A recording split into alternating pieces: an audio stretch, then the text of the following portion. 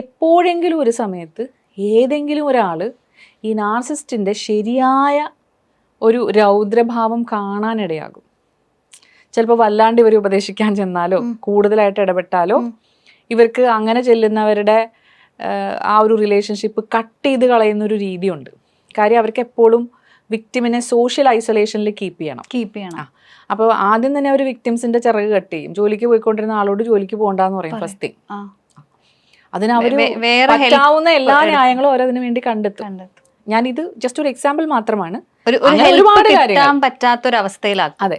അപ്പൊ അവർക്ക് എന്തെങ്കിലും ഒരു പ്രധാനപ്പെട്ട ദിവസമുണ്ട്, അവർക്കൊരു ഇന്റർവ്യൂവിന് പോകാനുണ്ടെങ്കിൽ അവർക്ക് പോകാൻ പറ്റില്ല.